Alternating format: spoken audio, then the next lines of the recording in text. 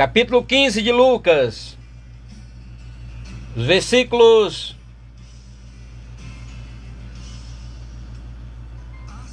11, 12 e 13. E depois vamos ler a partir do versículo 25. E disse: um certo homem tinha 2 filhos, e o mais moço deles disse ao pai: dá-me a parte dos bens que me pertence. E ele repartiu por eles a fazenda. Versículo 25. E o seu filho mais velho estava no campo, e quando veio e chegou perto de casa, ouviu a música e as danças. E chamando um dos servos, perguntou-lhe o que era aquilo. Ele lhe disse: veio teu irmão, e teu pai matou o bezerro cevado, porque o recebeu são e salvo. Mas ele se indignou e não queria entrar. E saindo o seu pai, rogava-lhe que entrasse com ele. Mas ele respondendo, disse ao pai: eis que te sirvo há tantos anos, sem nunca transgredir um dos teus mandamentos, e nunca me deste um cabrito para alegrar-me com os meus amigos. Meus irmãos, amigos, nós temos lido aqui um texto, uma parábola, inserida no capítulo 15 do Evangelho de Lucas, o capítulo 15 que é considerado ou chamado por algumas pessoas o capítulo das coisas perdidas e achadas. E o Senhor disse 3 parábolas neste capítulo, e eu quero mencionar neste meu comentário de hoje sobre a parábola do filho pródigo. Mas eu quero me ater mais ao filho que não saiu de casa, e não ao filho pródigo. Todos nós ouvimos continuamente comentários, pregações, mensagens, estudos até, a respeito do filho pródigo. E pouco se ouve a respeito do filho que ficou. Ou quase ninguém fala sobre ele. Parece que o filho que ficou não tinha importância. Ou parece que o personagem dele não tem influência em nossas vidas atuais. Mas eu devo dizer aos irmãos, à igreja do Senhor Jesus, que ouve esta mensagem, que ouvirá esta mensagem, que quando o Senhor Jesus começou a falar essa parábola, ele disse assim: um certo homem tinha 2 filhos, um mais moço e um mais velho. Ou seja, se são 2, porque tem 2 personagens, tem 2 exemplos, tem 2 mensagens. E nós, comumente, nós ouvimos falar do filho que foi embora, que pediu a herança do pai quando o pai ainda estava vivo. Aí a gente já começa a meditar. Por que o filho pediu a herança enquanto o pai estava vivo? Quando é que um filho tem herança do pai? Só a partir de que ele morre. Como se fala de um filho rebelde, de um filho que saiu de casa talvez por rebeldias ou por algo semelhante? Nós vamos entender que o filho não fazia caso da família. Era como se ele dissesse assim: pai, para mim você morreu, eu quero a minha parte. Bom, e o pai partiu a fazenda entre seus 2 filhos. E a história do filho que foi embora, todos nós sabemos. Foi embora. recebeu o que tinha. O pai deu a sua herança e ele partiu. Só que o filho que ficou, é que eu quero chamar a atenção, é para esse filho que ficou, aquele que não é o pródigo, aquele que não é o rebelde, aquele que ficou em casa. Ele tinha qualidade, aquele filho tinha qualidade. Observe que quando o filho pródigo voltou e que o seu pai o aceitou, abraçou, beijou, transformou, libertou, deu talento, fez festa, onde estava o filho mais velho? Ele estava no campo, ele estava trabalhando, ele estava ocupado. Ele estava a serviço do pai. Ele estava ocupado, ele estava trabalhando. Mas o que ele viu foi revoltante para ele. O pai fez a festa para a recepção do filho que voltou para casa, salvando-o.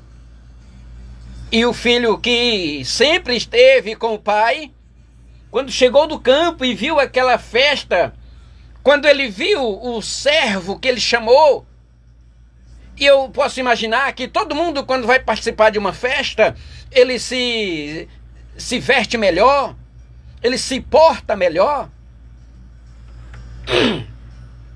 Todo mundo que vai para uma festa ou que está participando de uma festa, ele tem um traje diferente. Eu posso imaginar os trajes daquele servo quando o filho que não foi embora chegou do campo. Talvez ele imaginou, mas que roupa é essa?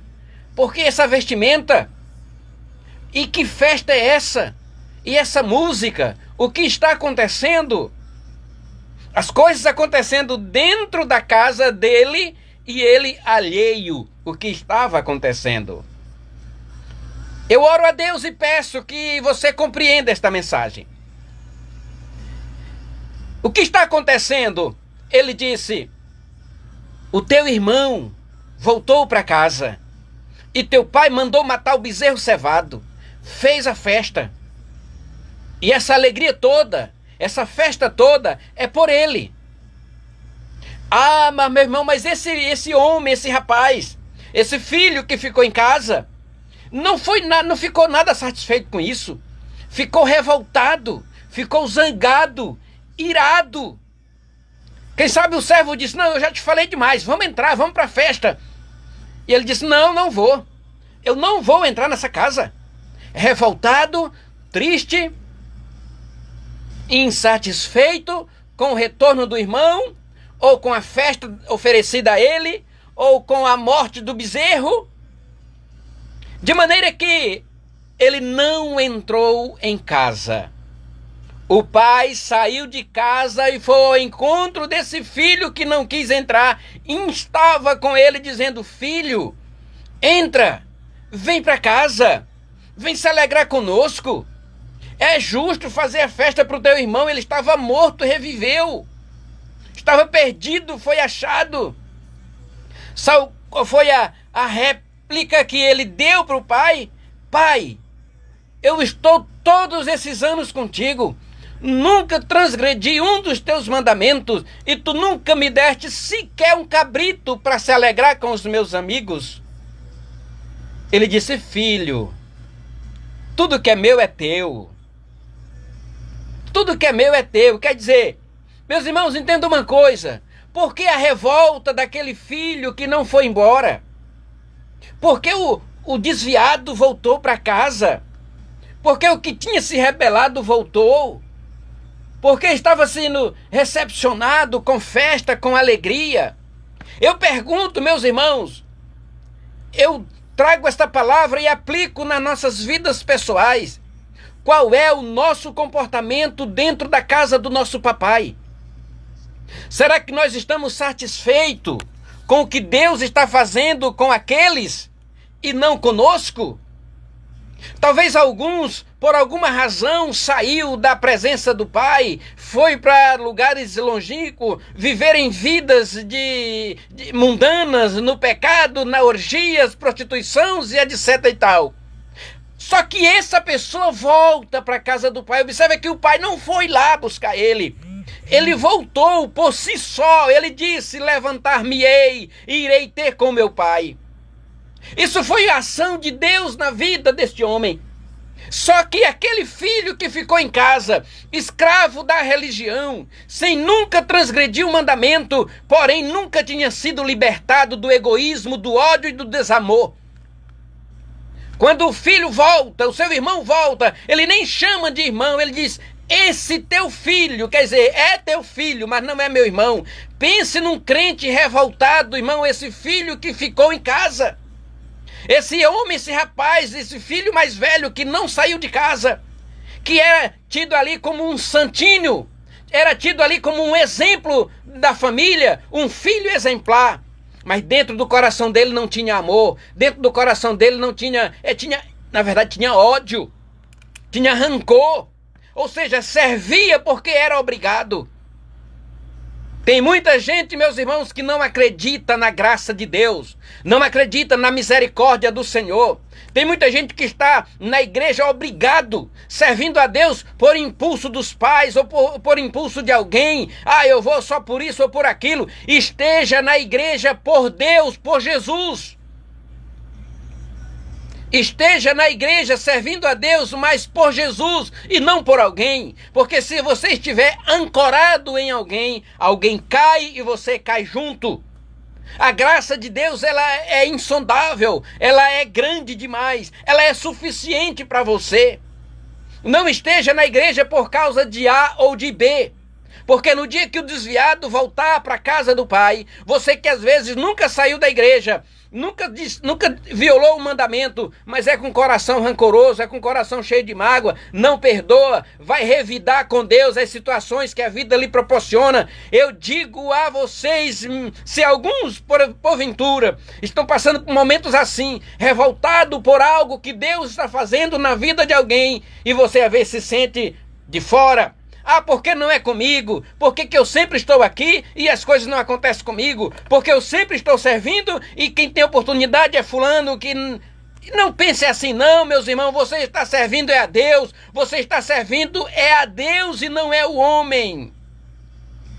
Aquele filho que não foi embora. Ele foi embora. Ele não foi embora. Ele estava na casa, mas não estava na família. Ele estava na casa de Deus, mas não estava na família de Deus. Ele deu mais trabalho para o pai do que aquele que desviou e voltou. Aquele que se desviou, o pai não foi atrás. Recepcionou quando ele voltou. E aquele filho que estava em casa, olha, irmãos, estava trabalhando, estava no campo, estava na obra, estava trabalhando, estava ocupado.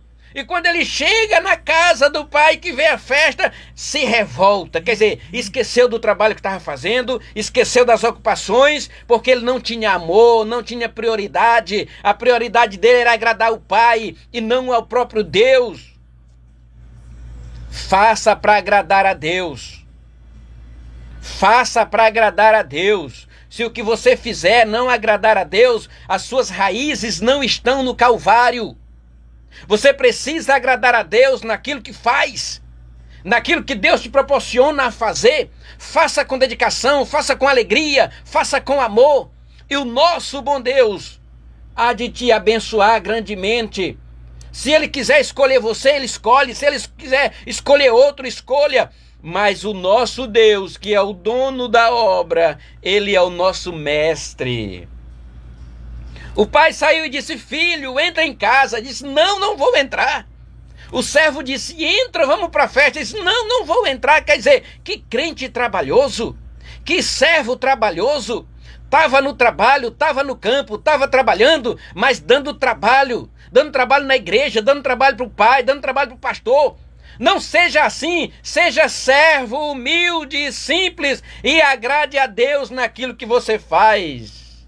Deus abençoe em nome de Jesus.